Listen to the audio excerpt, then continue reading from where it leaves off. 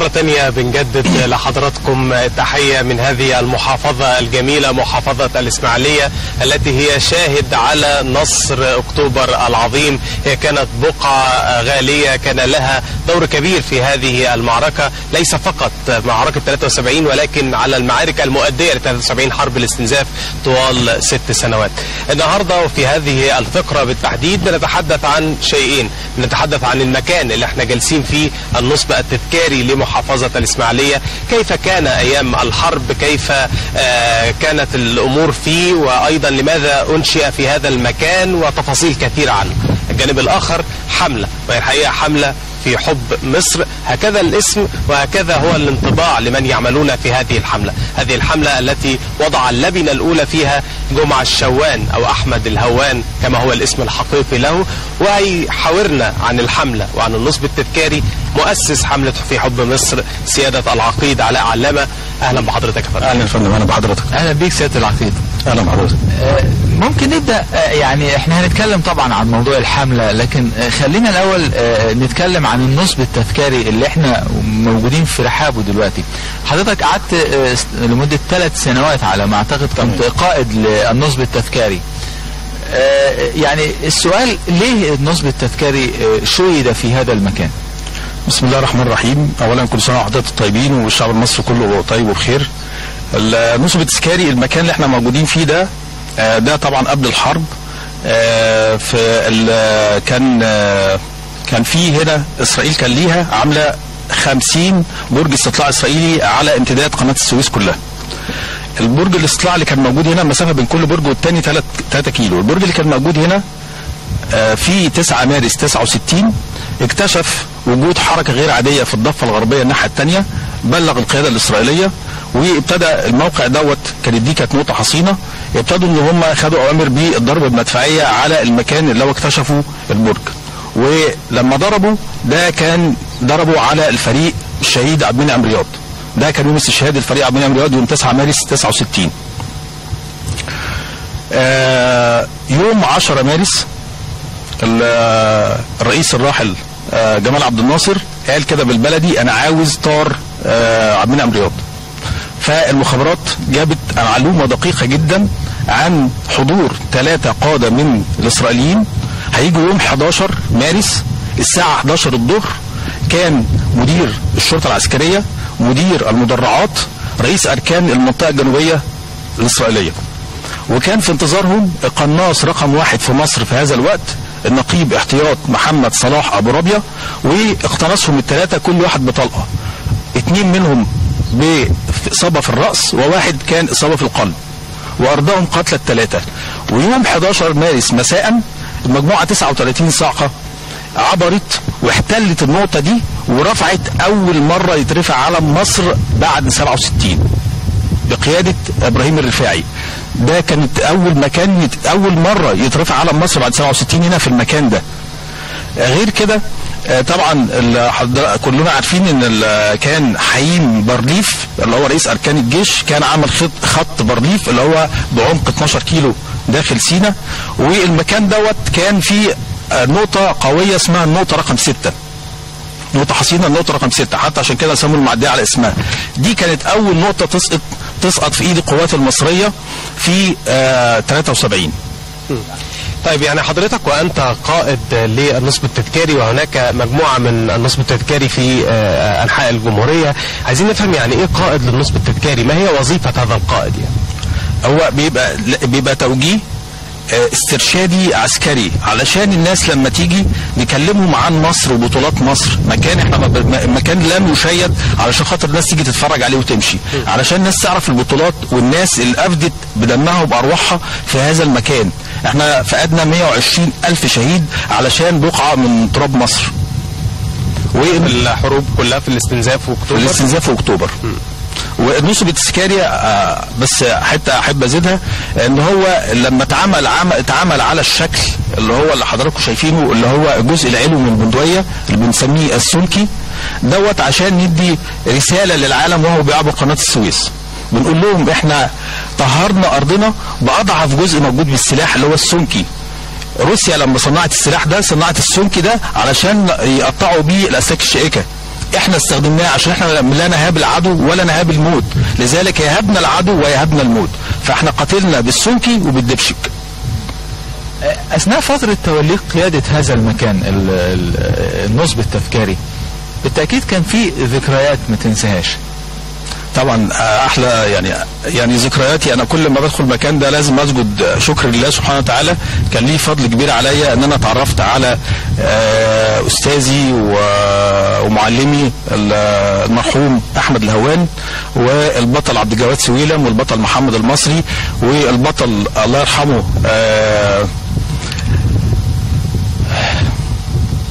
الذاكرة. لا هو بس عشان لا انا بس زكريا ابو ضيف، بس هو مؤثر معايا شخصيا، المرحوم زكريا ابو ضيف، والبطل سمير عبد الجواد، والبطل اسماعيل بيومي.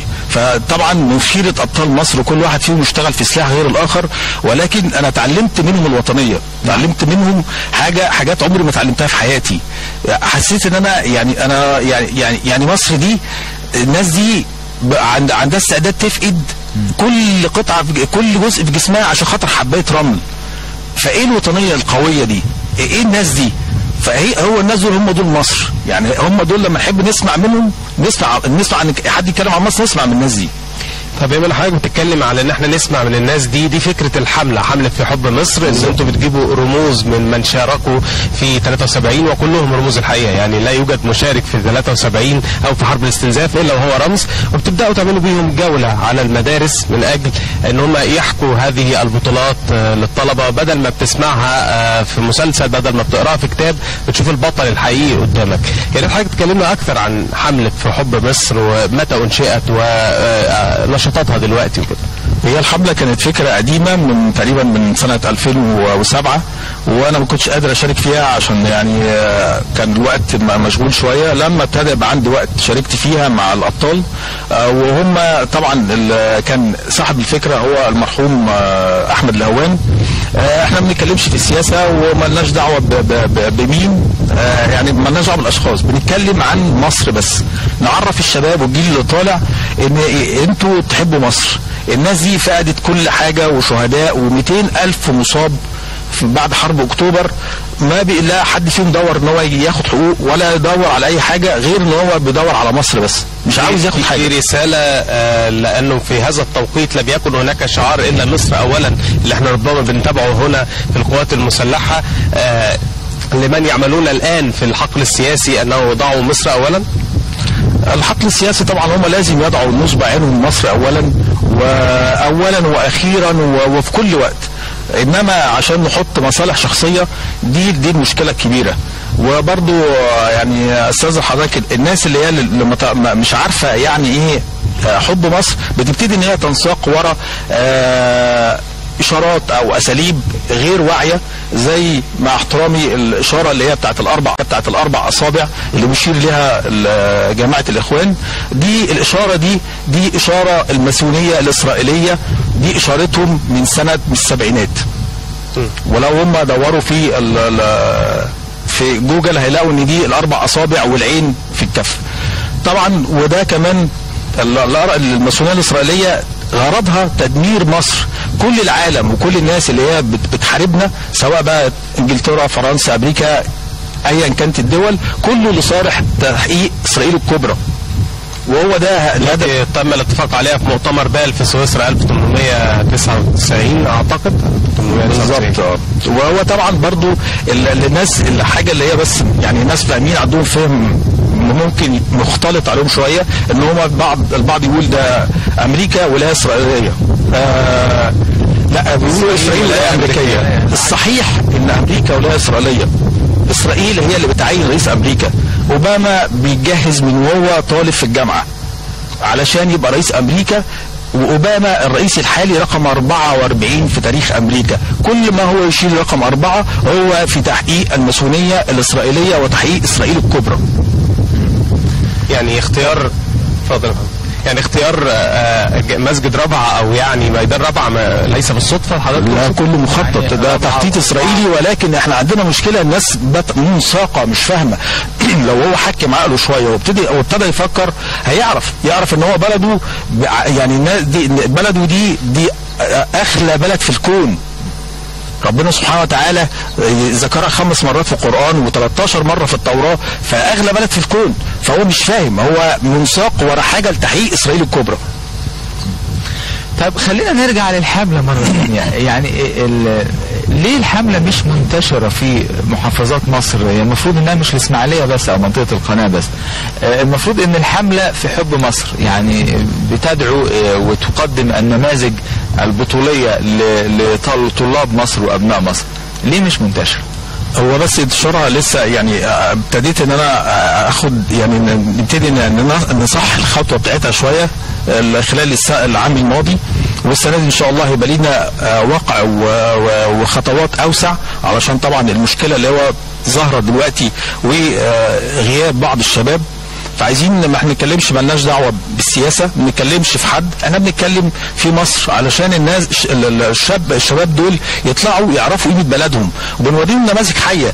واحد زي البطل عبد الجواد سويلة ما هيبقى ضيف حضرتك، فقد رجليه الاثنين وايده اليمين وعينه اليمين، ولا زال لغايه دلوقتي راجل عنده 67 سنه، وعنده استعداد قوي بنسبه 100% ان هو يحارب تاني عشان خاطر مصر.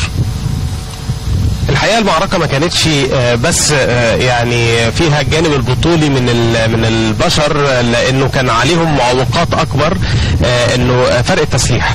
يعني يمكن الدبابه اللي احنا شايفينها دي موديل 84 هي دبابه امريكيه الصنع، وكان وقتها السلاح اللي بيستخدمه هو السلاح الروسي، وهو اقل تجهيزا بكثير من هذه الدبابه مثلا على سبيل المثال.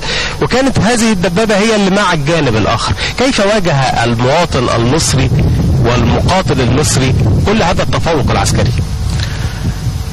تفوق عليه اولا احنا بنقول على حرب اكتوبر ملحمه عسكريه، ملحمه تلاحم جميع قوى الشعب.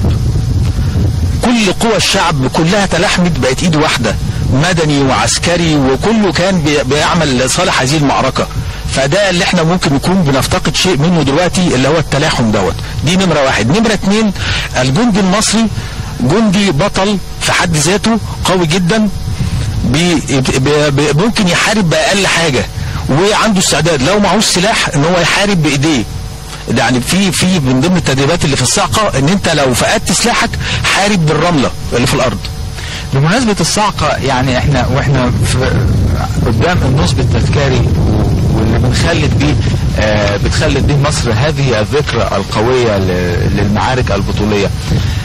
يعني في مثل هذه الايام، بس بعد كده بشويه، يعني 22 اكتوبر 73 لما كان هيصدر قرار او صدر قرار وقف القتال، كان هناك يعني حرب شعواء من قبل شارون وقيادته لمحاولة تطويق الجيش الثاني من هذه المنطقة ومحاولة دخول الإسماعيلية. خلال هذه المعارك واللي كانوا عايزين يلحقوا قبل ما يطلع قرار من مجلس الأمن، قوات الصاعقة المصرية لقنت القوات المدرعة الإسرائيلية دروسا لا تنسى، وحتى سجلت في يعني الموسوعات العسكرية انه ازاي قوات الصاعقة قدرت تقهر قوات مدرعة. ممكن تشير الينا او تشير لنا بعض هذه البطولات؟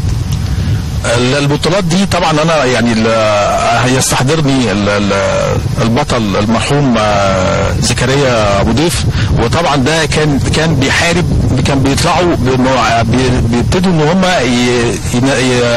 يعني يخترقوا هذا المجال ويخشوا جوه الدبابه وينطوا فوقها من فوق ويرموا القنابل في الفتحه المدرعه من فوق.